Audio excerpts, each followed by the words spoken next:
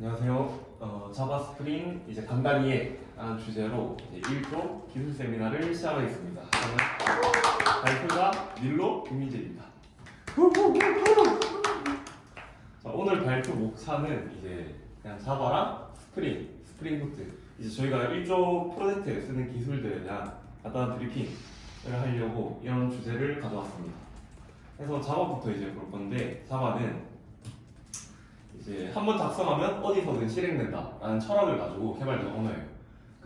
그리고 또한 객체 지향 언어로 이제 JVM이 설치된 어떤 운영 체제에서도 실행이 가능하다라는 말을 이렇게 하면 보면 이해가 안 되는데, 이제 하나하나 좀 보겠습니다. 우선 이제 자바의 특징과 장점을 보면 이제 객체 지향 프로그래밍이라는 게 있어요. 이거 혹시 컴퓨터과학과 계신가요? 예. 네, 컴퓨터과학 가면 혹시 객체 지향 프로그래밍 배워보셨나요? 예. 네. 이거 이제 자바는 이제 클래스와 객체를 기반으로 한 객체 지향 언어로 이제 부품에 해당하는 객체를 막 조립하고 연결해서 이제 전체 프로그램을 만드는 거예요. 이제 객체 지향 프로그래밍이라고 합니다. 이제 해서 설계도인 클래스를 작성하고 객체를 만들어서 그거를 연결해서 뭐 목재에 맞는 프로그램을 만들고 상속, 다양성, 캡슐화, 추상화라는 객체 지향 프로그래밍의 특징을 지원해요. 그래서 이 학부 이제 수업에서 객체 지향 프로그래밍을 딱 들으면 저는 항상 이 그림을 봤었거든요. 그래서 이제 붕어빵 트리라는 클래스를 만들고 이제 이거를 인스턴스화해서 붕어빵이라는 객체를 만드는데, 붕어빵이라는 객체는 이제 커스텀해서 뭐 피자 붕어빵이 될 수도 있고 팥 붕어빵, 슈크림 붕어빵이 될 수 있는 이런 거를 이제 객체 지향 프로그래밍이라고 합니다. 그리고 플랫폼 독립성이라는 게 있어요. 이제 C와 같은 언어는 하드웨어 OS 바로 위에서 실행이 되기 때문에 하드웨어에 맞게 컴파일 되어야 해요. 이게 무슨 말이냐? 저희 윈도우를 쓸 때는 exe 파일을 쓰고 그 맥북을 쓸 때는 DMG 파일 뭐 이렇게 하는 것처럼 이제 프로그램을 그에 맞게 컴파일해서 써야 되는데, 이제 자바는 그런 거 필요 없이 JVM만 설치되어 있으면 어떤 운영체제에서 실행이 가능하다. 이게 어떻게 되냐라고 하면은 이제 C는 프로그램이 OS 바로 위에서 이렇게 실행이 됩니다. 근데 자바는 JVM 위에서 이렇게 프로그램이 실행이 되기 때문에 이제 어떤 OS는 JVM만 맞게 설치를 해주면 그 위에서 프로그램이 자동으로 작동한다. 약간 이렇게 플랫폼 독립성을 가지고 있다라고 이해를 해주시면 됩니다. 그리고 컴파일러랑 인터프리터 언어 혹시 들어보셨나요? 예. 네. 이것도 이제 뭐 학부에서 자주 들을 텐데, 이제 자바는 컴파일 언어인 동시에 인터프리터 언어라는 약간 괴상한 구조를 가지고 있습니다.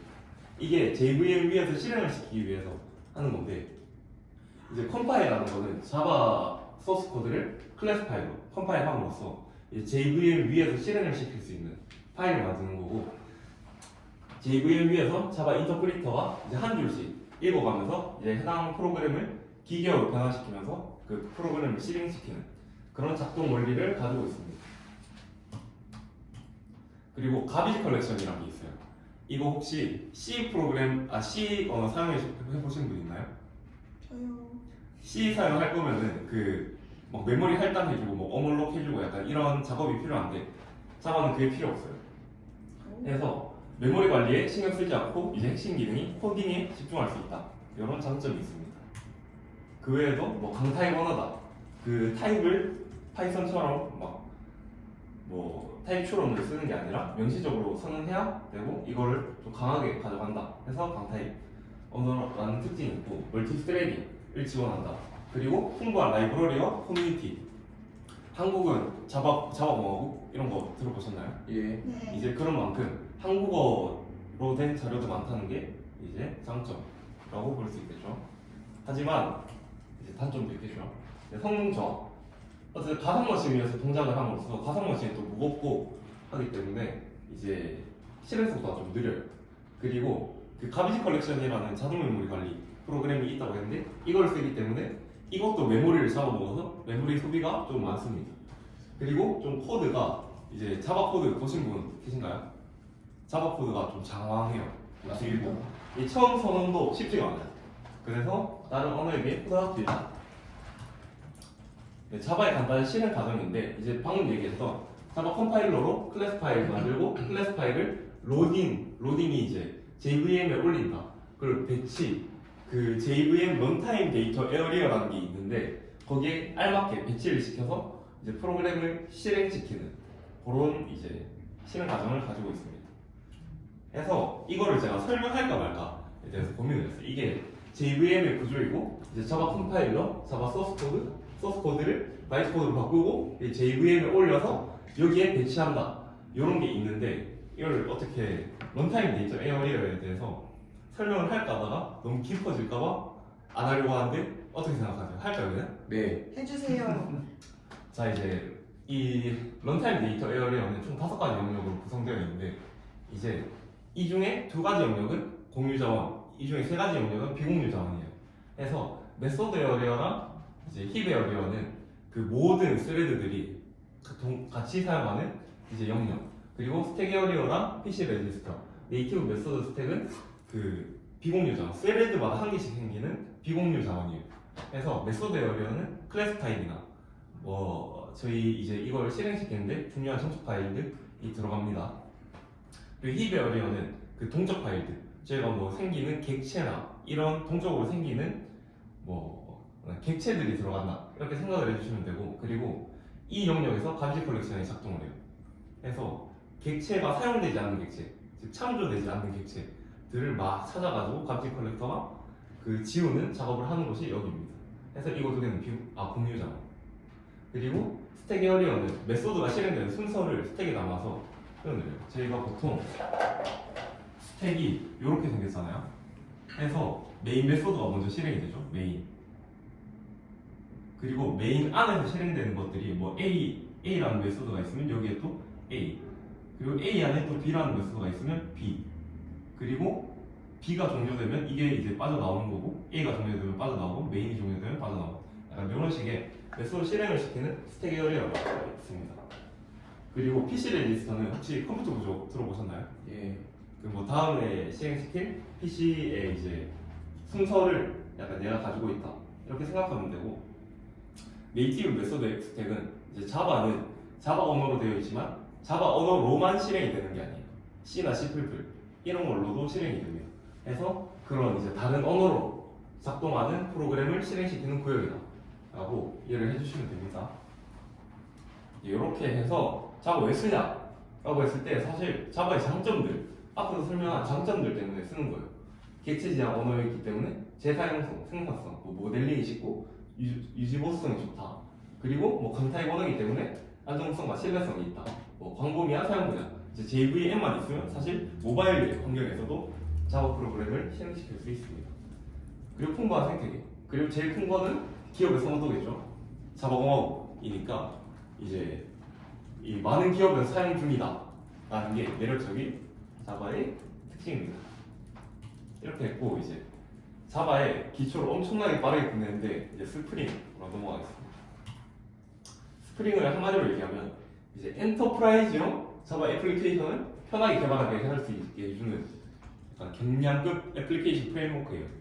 프레임워크라고 했을 때는 이제 그 해당 프로그램 개발하는데 뼈대를 만들어 놓은 그런 거를 프레임워크라고 하는데, 이제 저희가 자동차를 만들 때 막 하나하나 쌓아가는 것보다 그 뼈대를 미리 만들어 놓고 거기에 맞게 뭐 소나타, 아반떼 약간 요렇게 이제 살을 붙여서 완성하는 게 좋겠죠. 그걸 위한 그 도구가 프레임워크입니다.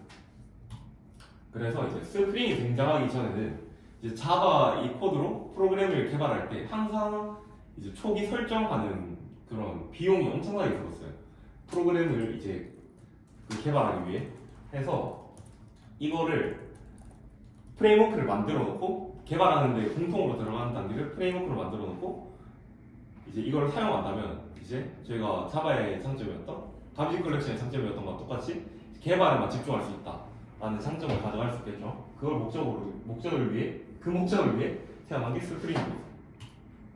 그래서 스프링의 특징은 일단 경량 컨테이너라는 게 있는데 이제 필요한 모듈만 담아서 컨테이너에 담아놓고 그거를 가져다 쓰는 거예요. 그래서 이제 코드가 굉장히 단순해지고 뭐 그거 이제 프로그램에 대해서 그 막 여러 한 개 쓰는 데에 대해서 여러 개를 만들어 놓을 필요 없이 이제 컨테이너에 한 개 담아놓고 쓸 수 있으니까 이제 재사용성이 좋다. 약간 이런 장점이 있고, 그리고 두 번째로 이게 사실 가장 중요한 특징인데 의존성주의가 제어의 역점 이라는 게 있습니다. 이제 컨테이너에 그 객체를 메소드마다 다 만드는 게 아니라 객체가 필요하다 하면 그 한 개를 이 컨테이너에 딱 이렇게 담아놓고 이제 그거를 필요한 데마다 꺼내서 막 쓰는 거를 이제 의존성 주입이라고 해요. 그래서 의존성 주입이라는 말이 왜 나왔냐면 이 컨테이너에 있는 객체를 그 메소드 안에 있는 객체가 주입받아서 쓴다라고 해서 의존성 주입이라는 말이 나왔습니다. 자기가 직접 만들어 쓰는 게 아니라 컨테이너에 있는 객체를 주입받아서 쓴다. 네, 의존성 주입. 그리고 제어의 역전. 이렇게 해서 컨테이너가 객체를 관리하기 때문에 그걸 개발자가 관리하지 않고 스프링 프레임워크가 그 객체의 생명 주기를 담당하는 것을 제어의 역전이라고 해요. 그래서 이런 것들 때문에 결합도를 낮추고 연속을 높일 수 있다. 장점이 있습니다. 그리고 다음으로 AOP 지원이라는 게 있는데 이제 AOP는 이제 Aspect 영어 이제 공통된 기능을 모듈화해서 중복을 줄일 수 있는 그런 기능이에요. 그래서 이제 제가 만약에 막 다 하고 처음에 객체를 주입받고 끝에 이제 뭐 프린트를 찍는 공통된 이제 로직이 있으면 이거를 한 메소드로 만들어서 AOP라는 걸 사용해서 이 모든 메소드에 뿌려줄 수 있다. 이렇게 해서 코드의 중복을 줄일 수 있다. 이런 이제 기능이 있고 뭐 트랜잭션을 관리한다. 네, 그런 특징이 있습니다. 그래서 이거의 장점은 개발 생산성이 향상되고 당연히 향상되겠죠. 이제 프레임워크를 만들어 놓고 시작하기 때문에. 그리고 높은 유연성, 그리고 활발한 커뮤니티. 이게 자바 스프링의 모든 장점은 활발한 커뮤니티와 풍부한 라이브러리, 약간 이런 느낌입니다. 그리고 단점, 이제 학습 곡선이 조금 높아요. 네, 많이는 안 높은데 조금 높아요. 그리고 복잡성, 이제 프로젝트의 규모가 커질수록 이 설정이 엄청나게 많아지고 구조가 엄청나게 복잡해져요. 그리고 이제 저희가 의존성을 주입받아서 막 다른 외부 라이브러리를 가져와서 쓴다는데 불필요한 기능까지 로딩이 되면 저희가 사용하지 않는 것임에도 불구하고 다 로딩이 되기 때문에 성능에 영향이 있다. 그래서 이제 왜 쓰나라고 했을 때 이것도 장점들 때문에 쓰겠죠. 근데 이건 자바 웹 프로그램 개발의 그냥 코트예요. 약간 이게 없으면 그 제가 한 달 동안 초기 설정을 하고 있을 수도 있어요. 근데 이건 미리 해주기 때문에 이제 코트다. 좋다. 자바 프로그래밍 하려면 약간 스프링 써라 이런 느낌입니다. 그리고 이제 마지막으로 스프링 푸트 이제 이거 하고 마무리인데 이제 스프링 프레임워크도 복잡했어요. 스프링 프레임워크조차 초기 설정이 복잡해요. 그래서 이거를 조금 더 빠르고 쉽게 생성할 수 있게 해주는 도구입니다. 기존 스프링 설정 파일이 이렇게 막 한 파일이 있다고 하면 이제 이거를 스프링 푸트는 이렇게 4줄로 끝낼 수 있는 굉장히 빠르고 간편하다라는 장점이 있는 프레임워크예요. 그래서 이제 스프링 푸트의 특징은 개발자가 설정해야 되는 부분을 최소화, 이 스프링의 장점을 더 극대화해서 개발자가 빠른 개발이 가능합니다. 그리고 스타트 의존성, 이제 의존성을 다 묶어서 그 막 웹 애플리케이션에서 뭐 이런 설정이 필요하다 하면 그거를 스프링에서는 다 따로따로 설정을 해줘야 되는데 그냥 스프링 푸트에서 이걸 묶어서 한 번에 딱 넣을 수 있는 그런 걸 제공해서 간소화됐다 설정이. 그리고 뭐 프로덕션 준비 기능 뭐 이런 이제 라이브러리들도 지원한다. 그래서 실서비스에서 바로 적용할 수 있다. 그리고 가장 중요한 거는 내장 서버가 있습니다. 제가 스프링을 사용할 때는 내장 서버가 없어서 외부에 있는 서버를 뭐 설치해서 쓰거나 별도로 이제 지정해서 썼어야 되는데 이제 이 스프링 푸트는 내장 서버가 있기 때문에 그 따로 설정 없이 그냥 딱 재생 딸깍하면 그 애플리케이션이 실행돼요.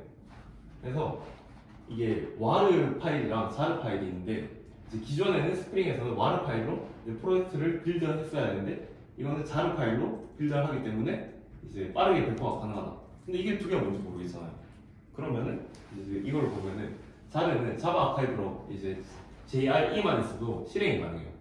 이 JRE가 약간 JVM 안의 개념인데 약간 요것만 있어도 그냥 실행이 된다 하고만 알고 계시면 되고 와르는 약간 이제 별도의 웹서버가 필요해요. 저희는 이거 내장 서버가 있었기 때문에 그냥 바로 실행할 수 있었는데 별도의 웹서버가 필요하고 뭐 어떤 걸 설정해줘야 되고 이 파일도 되게 크고 하기 때문에 자르 파일 쓰는 게 약간 이득이다.